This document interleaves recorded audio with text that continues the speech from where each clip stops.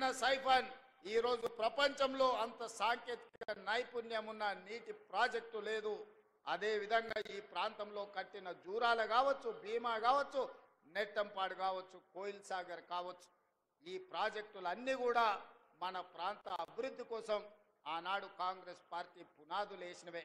ఇవాళ ఇక్కడ degree college అయినా, జూనియర్ కాలేజ్ అయినా, మహిళా కాలేజ్ అయినా, రాణి లక్ష్మీదేవమ్మ కాలేజ్ అయినా, ఈరోజు పాలిటెక్నిక్ కళాశాలైనా ఆనాడు కాంగ్రెస్ పార్టీ అధికారంలో ఉన్నప్పుడు తీసుకొచ్చినవే.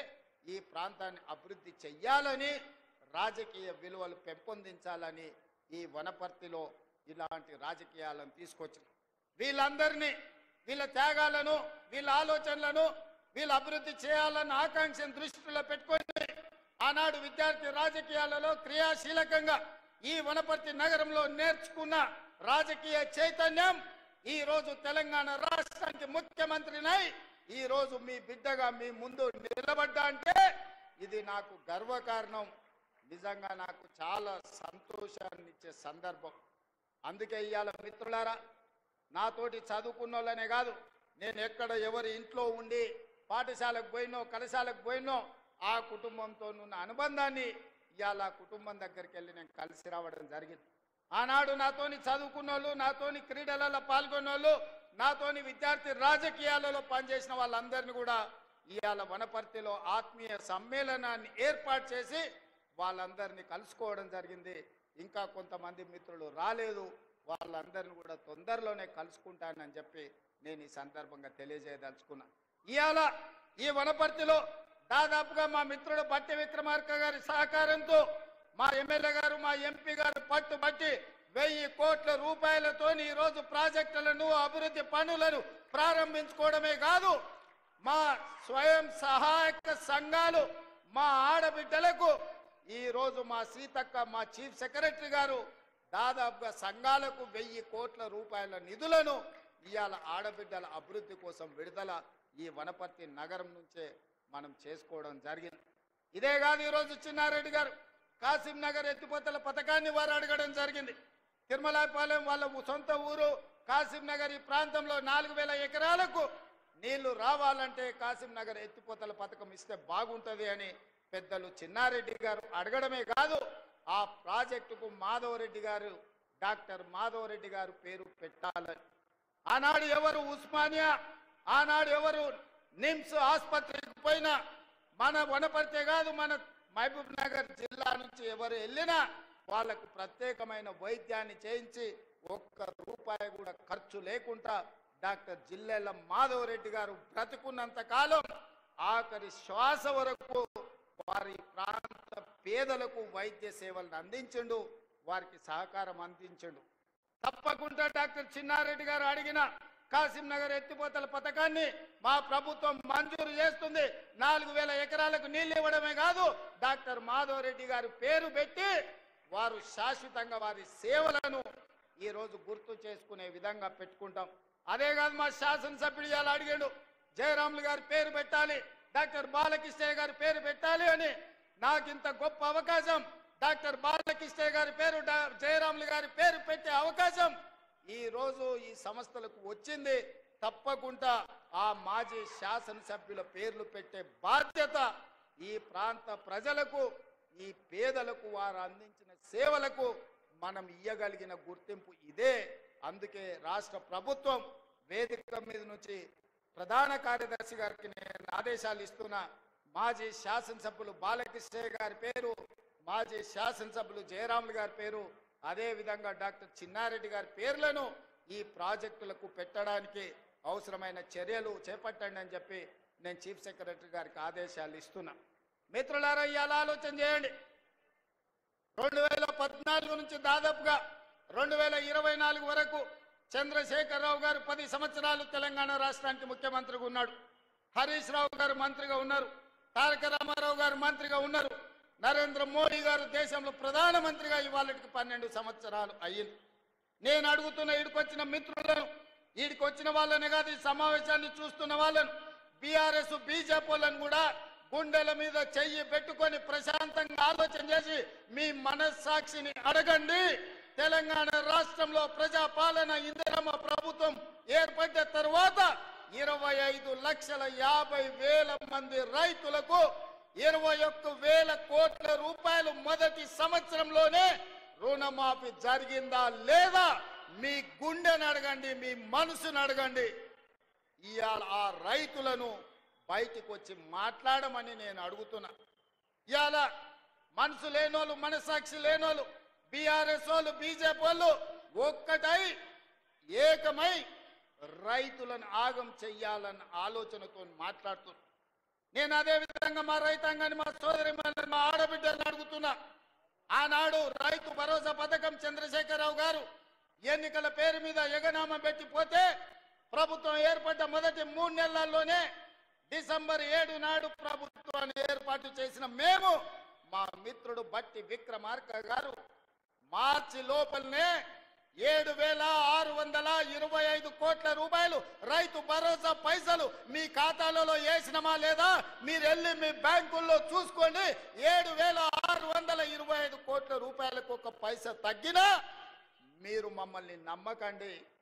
ఒకవేళ వేసింది నిజమైతే ఆ తోడు దొంగలు చెబుతున్న అబద్ధాలను తిప్పికొట్టమని తెలంగాణ రైతాంగాన్ని నేను అడుగుతున్నా.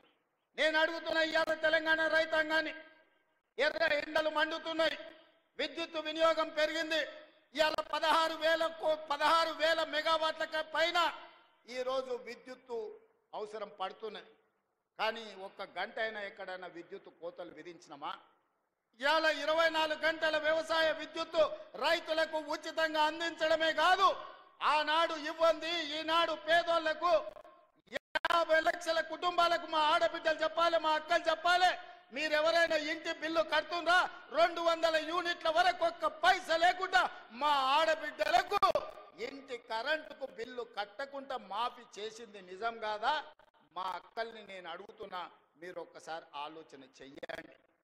ఇంటి బిల్లు కట్టక 15 నెలలు అయింది కదా. బట్టి గారు ఒక్క రూపాయనన్న మిమ్మల్ని అడిగినరా? మీ 50 లక్షల పేదోళ్ళ కుటుంబాలకు ఇవాళ 200 యూనిట్లు మేము ఇవ్వడం లేదా? ఇది నిజం కాదా అని చెప్పి మా ఆడబిడ్డలను అడుగుతున్నా. ఇదే కాదు, ఆనాడు 12 నూరులుండే సిలిండర్ ఈనాడు 50 లక్షల పేదవాళ్ళ కుటుంబాలకు 500 రూపాయలకే మీకు సిలిండర్ ఇస్తున్న మాట నిజం కాదా? వంట వండుతున్న, ఇల్లును నడుపుతున్న మా ఆడబిడ్డలారా, మీ మనసాక్షిని అడగండి.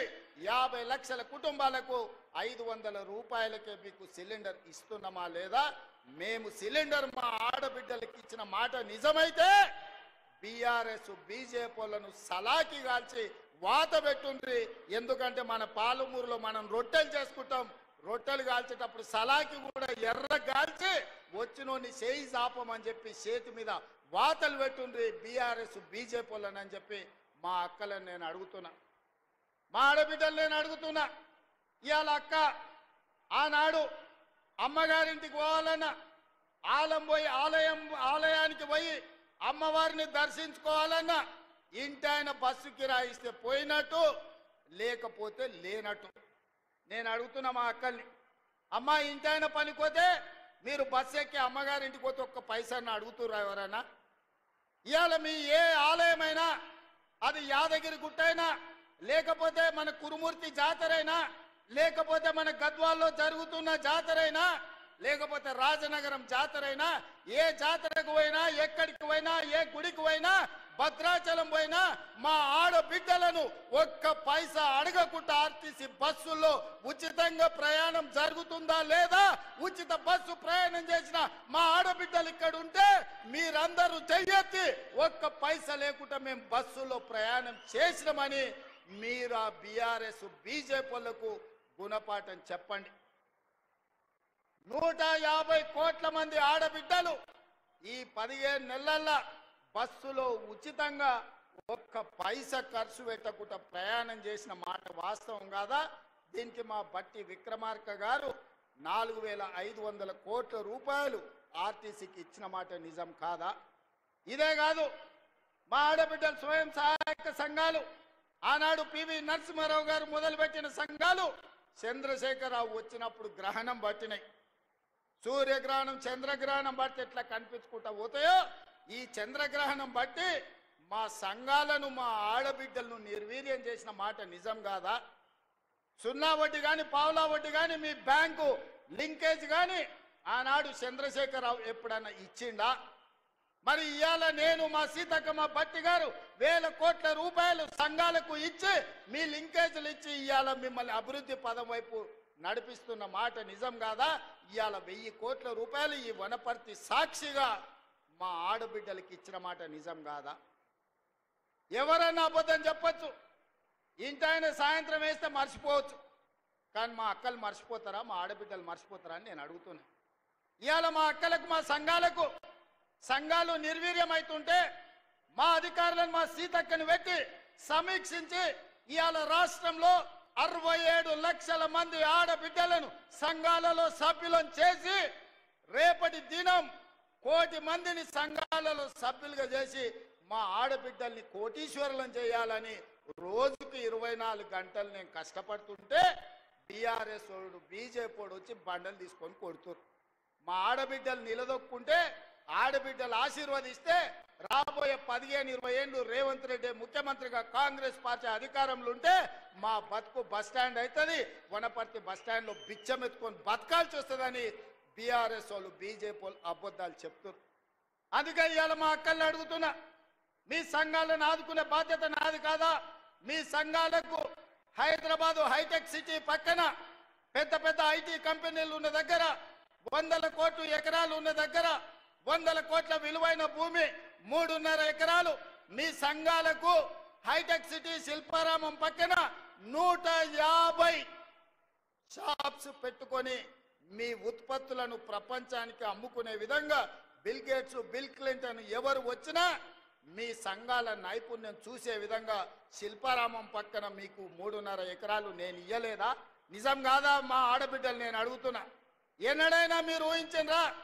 విప్రో, ఇన్ఫోసిస్, మైక్రోసాఫ్ట్ లాంటి పెద్ద ప్రపంచ దిగ్గజాలైన పరిశ్రమల పక్కన 3.5 ఎకరాలు మా బిడ్డలకు ఇచ్చి మా ఆడబిడ్డలు ఆత్మగౌరవంతో అదాని అంబానీలతోని పోటీ పడే విధంగా మీకాడ 3.5 ఎకరాలు ఇచ్చి 150 షాపులు పెట్టి మీరు చేసే ఉత్పత్తులను ప్రపంచానికి ఎగుమతి చేసే విధంగా అనుమతి ఇవ్వలేదా అని మా ఆడబిడ్డలను అడుగుతున్నా.